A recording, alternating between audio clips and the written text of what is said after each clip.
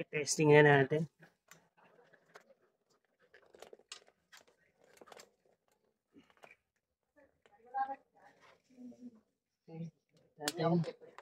Ayun.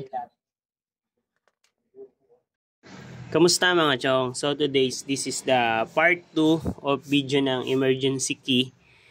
Lalo na dun sa mga nag-convert ng keyless na non-ABS.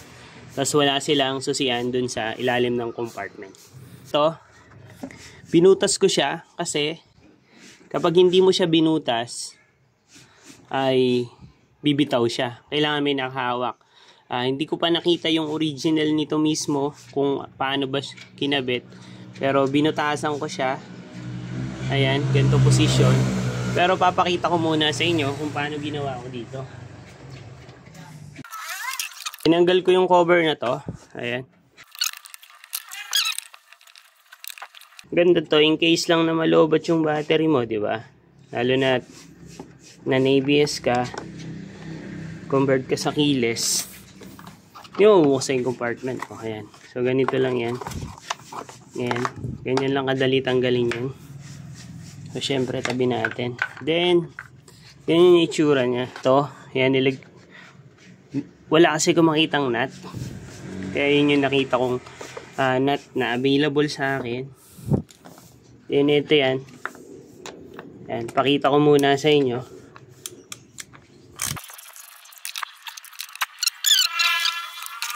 O yan. Natanggal ko na. Ayan. Okay. Ayan. Nakita nyo naman kung paano ko pinutas yan gamit yung 8mm na socket wrench yan. Ganyan lang siya. Simple. Yun yung pagkakagawa natin. Malinis naman yung pagkakagawa natin. Yan actually parang ang original din, di ba? Ayan. Tapos ito yung butas na ginawa ko. Para lang magkasya yung ating nut. Yung hawak dito. So meron siya talagang ano yun. Okay. Kaya sa bumili pa ako ng pang ABS na fender. Eh nandito naman. Buo pa naman tong ating ano. Ayan. Butasan nyo lang. Walang kayo nang initing nyo lang yung mga screwdriver. Pwede na yun. Or any tools, mag-ingat lang kayo. So, okay. Ayan. Kabit lang natin.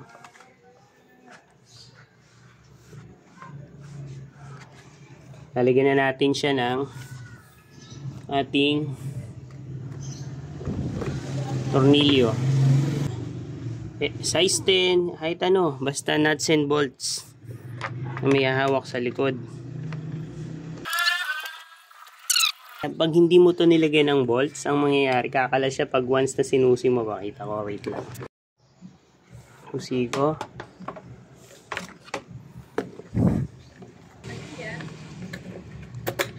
Okay. Make sure na isasagad nyo ha. Okay. Ayan. Okay, ganito itsura niyan sa kabila.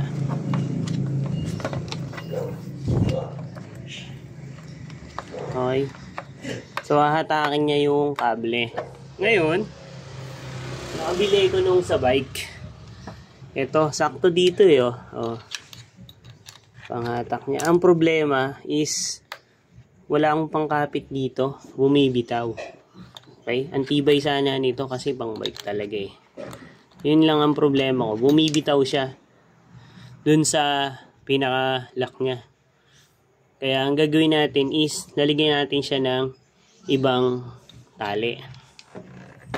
Ito pala ang sukat nito is 14.5 centimeters yung haba sa kable ng bike. Ito ay 55 pesos lang pang bike po. Ito yung kinuha kong alternative. Twist tie green. Twist tie. Ano to eh? Meron tong alambre sa loob. So mas matibay ito. Hindi to siya mapuputol. Ayan. Ito yung gagawin kong panali sa kanya. Okay, ito na. Pumutol tayo kahit isang ruler lang. Approximately. Ayan. So, yung loob kasi niyan, may ano,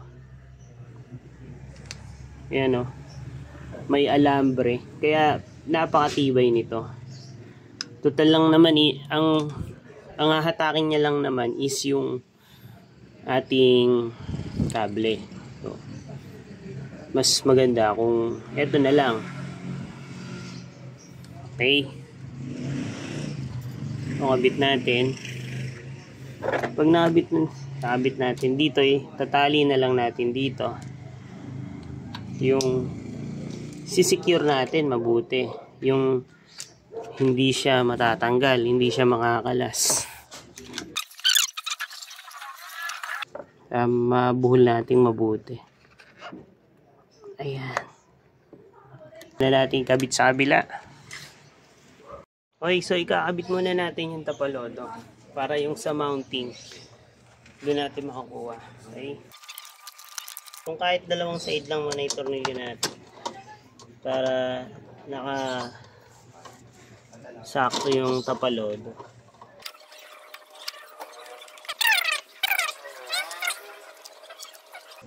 So, tayo na natin. Ayun. Okay, tanggal na. Ito yung upuan natin. Ayan. Ayan. Nakalock na siya, di ba? Ayan. So, para mabuksan siya, itutulak mo to dapat. Ito. Ayan. Ayan, di ba? Okay. Yung latch niya, yung pinaka-lock. Ayun yun. So, kailangan itong natulak to. Ayun, di ba? So, ito. Kailangan natin tong tali na to ma-shoot dito. Yung pinaka-butas dito. Ayan. So, ayan. Ito. Dito natin papadaanin yung tali natin. Ayan. Okay, ayan.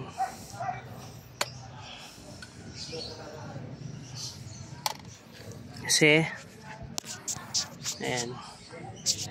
So pag na-shoot na natin, ayan, okay. Diba? Ayan, hinahatak niya, diba? So kailangan mahatak niya dito. Ayan. Kuha natin siyang itali dito. Okay. Ayan.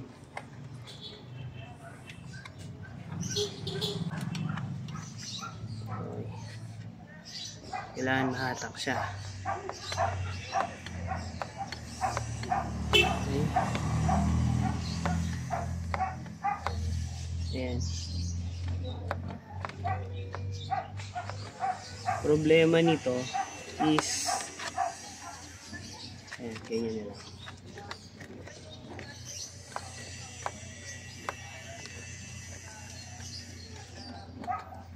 Subukan nga natin.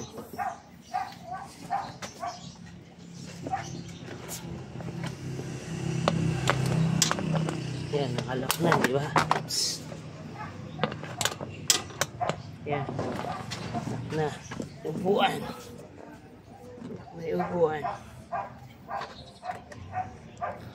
Okay. Subukan natin. Ayun, nakatak naman. So, ayan. Testing natin. Ayan. Hindi siya banat na banat. Okay. Kailangan may allowance konti para pag hinatak natin. Okay. Try natin.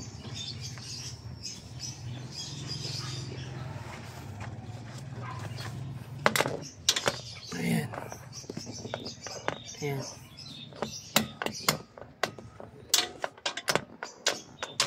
Ayaw. So, subukan natin itong susi natin. Ayun. Diba?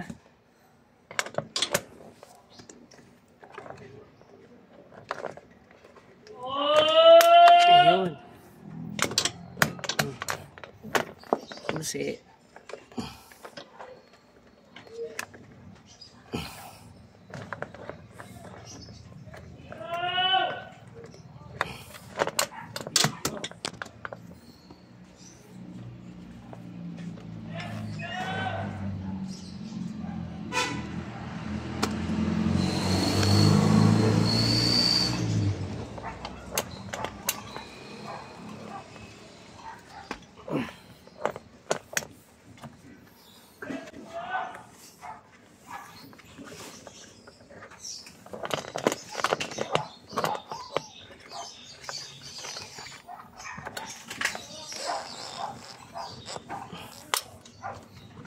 Pwede.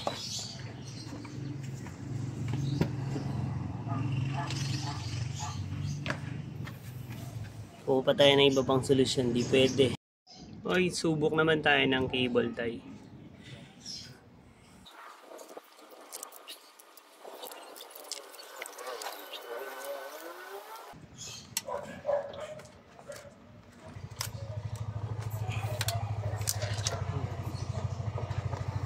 Yan, medyo malaki-laking cable tie. Ayan. Tapos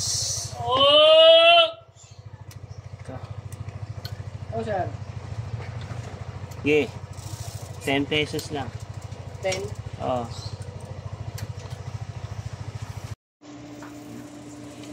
Okay. Kasi ito, meron yan dito.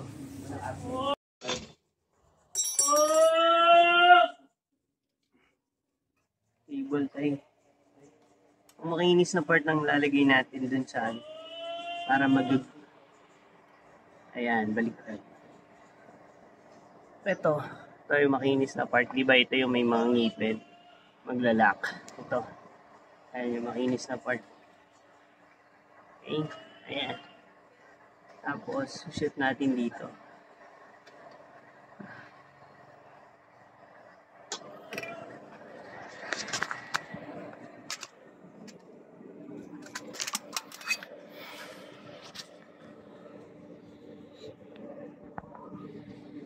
Okay. Ayan. Ito, shoot natin dito. Sa pagitan nito. Okay.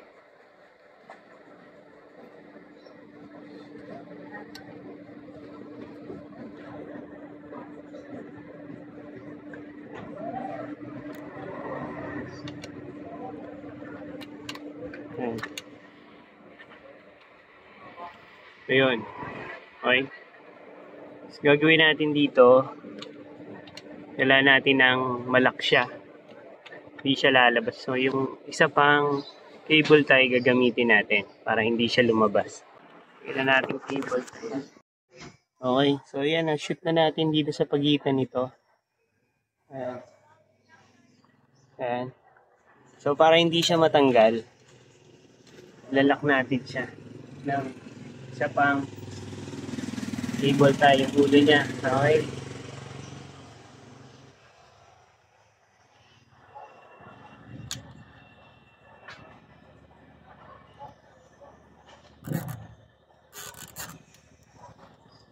Okay. Ayan. Wow. Yun. Parang the best na yata itong nakikita kong ito ah. Ayan. Tuloy natin yung sobra ng ano. Kailangan to, malak natin to. Ilalak natin yan para hindi siya lumabas. Okay. Tingnan natin kung mahatak.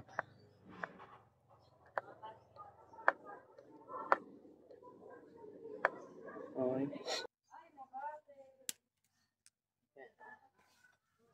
Pinutol natin yung ulo ng cable tie. Okay, so testing muna natin to. Okay, testing na natin.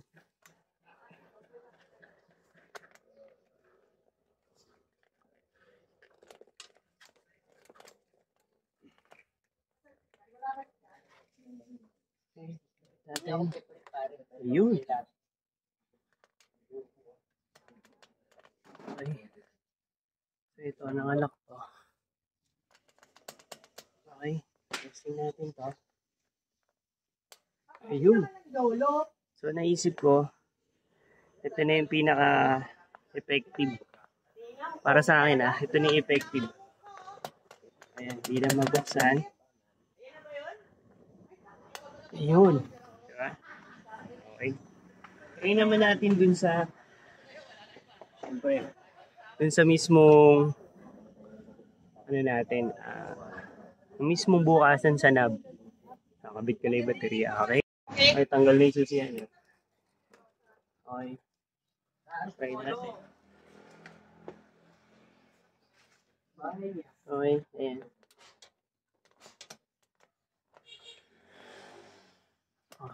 Ayan.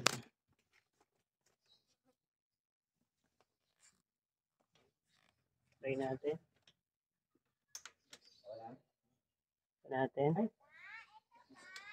Okay.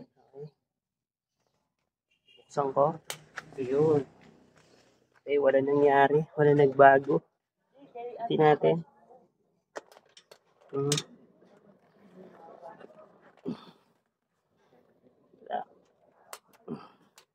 Okay. Nice na. Dalawang cable tie lang. Okay, para sa akin, yung cable tie na yung pinakamagandang solusyon. Medyo malaki ang sukat nitong cable tie. Yan ay 4x250. Ay 4x250 yung sukat. 4x250. Cable tie. Mas mataba pang konti, pwede, okay lang din. Pero, compare nyo na lang. Okay, ayan. So, i-bend natin ng konti yung hawakan ng ano. Okay, gamit yung long nose. Kahit yung, alin ba, kung malakas ka, yung daliri po, pang-umpisa mo dito. Okay, ayan. I-bend natin konti. Para lang hindi lumabas yung cable tie.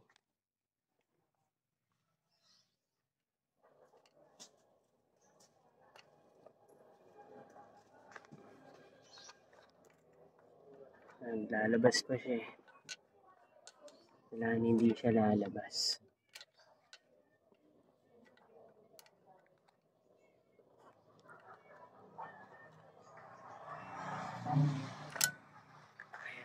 Ayun. Ito, hindi na siya lalabas.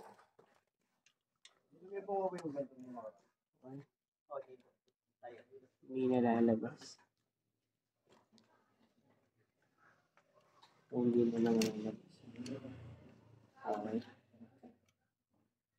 Secure na. Tapos putulin na natin ito. Para malinis tingnan. Yun. Okay. Putulin na. Isip na lahat. Kabit ko na yung mga Let's go. Okay, ito. Yung cover, yung mismong cover, binugasan ko kalahati. Ganyan. Okay. Para kasi hindi siya tatama rito. Tapos ikakabit na natin. Kasi kapag di natin binawasan, tatama dun sa mismong plastic. Yung tali. Ayan. Okay, ayan o. Ayun. Kaya ako binawasan. Ayan. Ayun. Ayan, kaya ako binawasan kasi tatama doon. Okay? Tara, kabit na natin lahat para mas maayos na. Okay mga chong, so tapos na tayo. Ganun lang sa kasimple. Ganun lang siya kadali, kayang-kaya, tsatsagain nyo lang. Okay? So bago tayo matapos, testing muna natin lahat para makita nyo na gumagana lahat. Okay? Muna, syempre, yung hold din yan.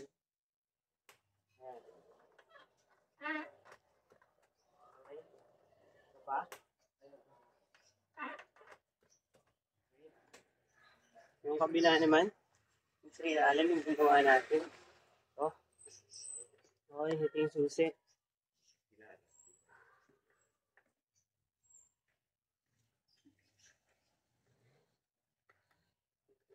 Okay, sasagad nyo lang yung susi. Okay. Ayan, nabubuksan. Ko. Okay. Okay. Good. Ayun lang mga chong. So, meron na tayong emergency key para sa ating NMAX version 2 na non-ABS na nag-convert sa keyless. Okay? So, yun lang mga chong. Please consider subscribing kung may natutulog ka sa ating video. RS.